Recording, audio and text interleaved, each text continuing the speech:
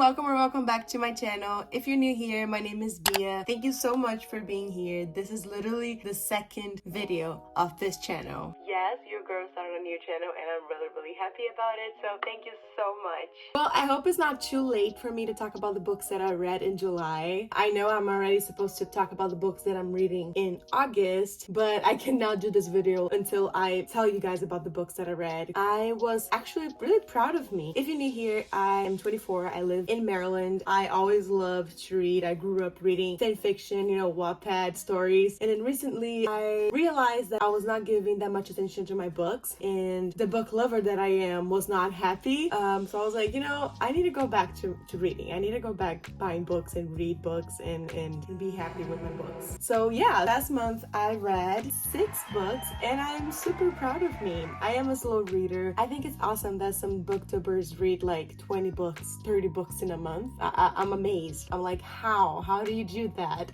Really proud of myself. But remember, not about the numbers. It's all about you enjoying reading and you enjoying the journey of a book. Like, that's what's really important. So the first book that I want to talk to you guys about is The Love Hypothesis. Oh my goodness. To me, this is like fake dating god. This book is so amazing. I gave it 5 stars. I bought the book. I was like, everyone's talking so many good things about it. Let me go and read it. I read this in like 3-4 days. I'm a slow reader. I was used to not giving my books attention. So like for me to read a book that is, a little bit thick in 4 days, I was like, wow. This book is by Ellie Hazelwood. Her writing style was amazing. I laughed so much reading this book. I loved the story. I love the characters. This book is about Adam and Olive. Olive is a PhD student. Adam is actually Dr. Carlson. I think that's how I pronounce his last name.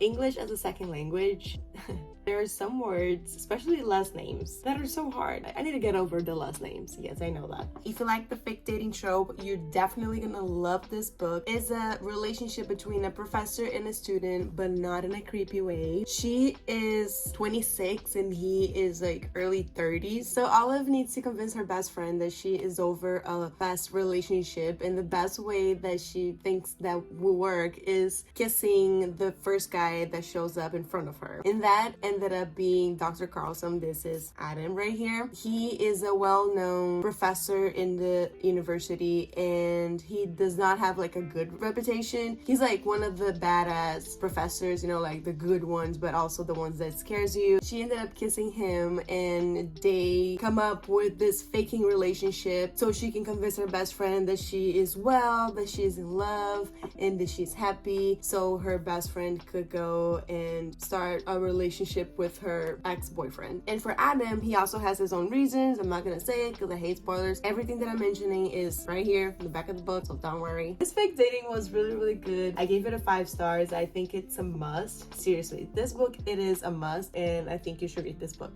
like right now.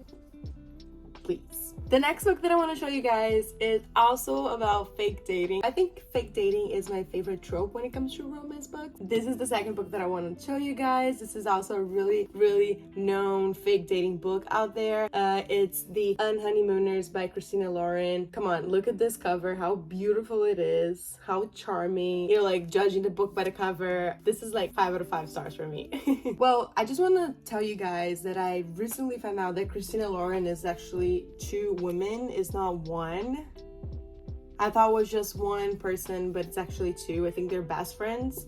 I'm not sure, but yeah, this is my first Christina Lauren book and I really enjoyed it. It was really good. I gave it a 4 stars, almost like maybe 4.5, just because at the end you have like a plot twist that I was not expecting, and I thought, it comes like a different trope and I'm like, what? I was not expecting at all. So the end of the story kind of like turned me off a little bit. This book is about Olive and Ethan. Olive's twin is getting married to Ethan's brother. Olive and Ethan, they do not get along. It's kind of like enemies to lovers. Every time they have an opportunity, they make fun of each other. They're rude to each other. So at the wedding, everything's amazing. Emmy, Olive's twin sister, she's very lucky. She, arranged to win a lot of like opportunities to have this Ethan's wedding, and one thing was the seafood buffet. Everything was perfect until everyone got food poisoning for eating the seafood buffet, everyone except Olive and Ethan. I remember while I was reading, I was like, oh my goodness, the buffet company, it's like screwed, like they're over. The way that they describe how everyone got sick, I was even concerned. So yeah, everyone's not feeling well, including the bride and the groom, and they cannot go to their honeymoon in Hawaii. So they both insist that their sister and brother goes in their place. Olive was super excited, like, oh my god, I'm gonna go to Hawaii by myself, it's gonna be amazing. And so she finds out that Ethan is also going because his brother, the groom, told him to go in his place. So they both need to be there in Hawaii for the honeymoon. And then I found out why the book's called The Unhoneymooners. Olive and Ethan have to go to Hawaii pretending that they're newlyweds. I really had some good time reading this book. Don't let my review,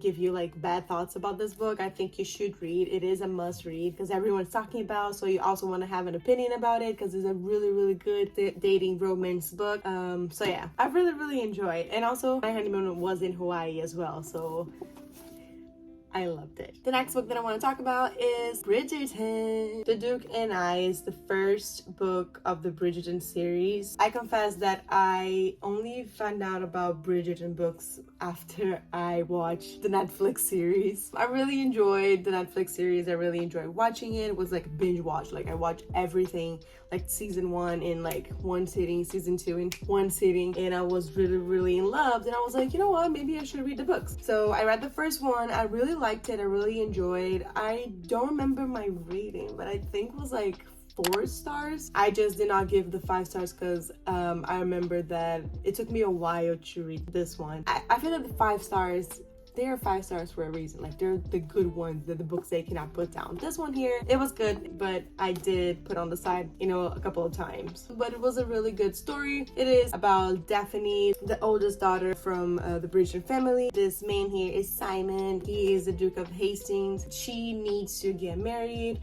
Nobody wants her because everyone sees her as a friend, as a nice girl, but not as like wife material. And he, in another hand, every woman in the town wants him because he's a duke, he's popular, he's rich, he's everything, but he does not want to marry. He does not want to have any kids, so he doesn't want to marry, and she's looking for the guy. They decided to do like a fake dating. Oh my god, another fake dating, I forgot about that. They decided to start like a fake relationship, so every man that would look at her would see her as a potential, like, oh my god, the duke is with her, so maybe she is wife material.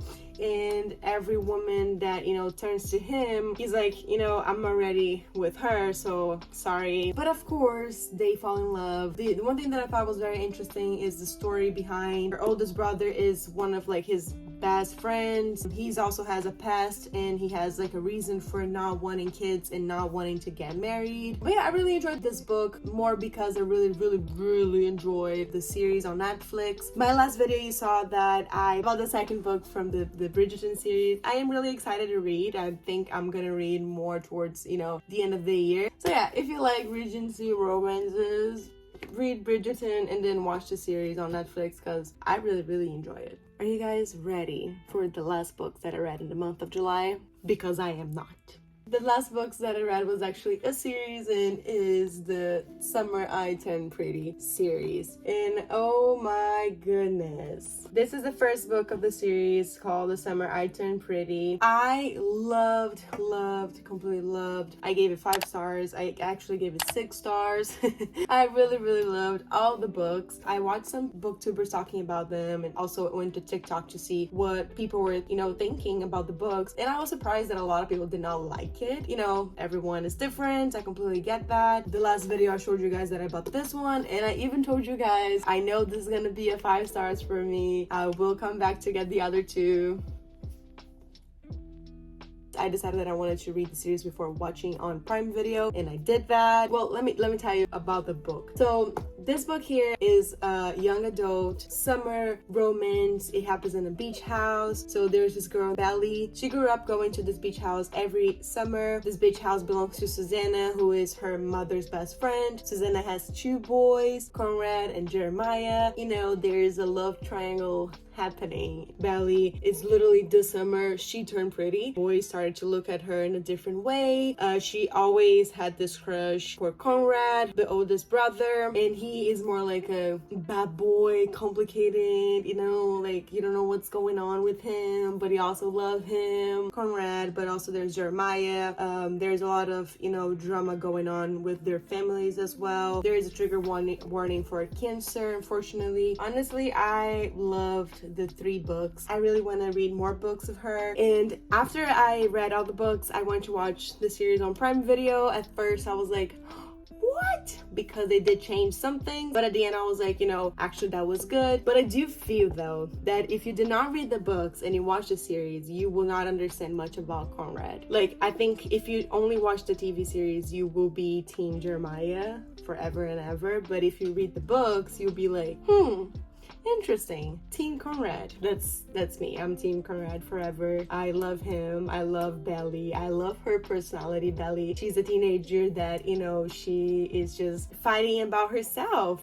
I love everything about this series. Please read. She's definitely one of my favorite authors, and I really want to like read more books from her, and yeah, I really recommend this series. I really do. And please let me know what you think. You know, we all have different opinions, and that's completely fine. I'm actually very curious to know what people are thinking about it. So yeah, these are the books that I read in the month of July. I, again, really happy that you're here. Thank you so much. Feel free to subscribe. Feel free to give a thumbs up to help me. I would love for you to be part of this beautiful family here on YouTube, and leave it on a comment. What do you think about this book? I would love to hear your opinions on the books that I read. These are the books that I want to read in August, so let me know if you guys want me to, you know, talk about them.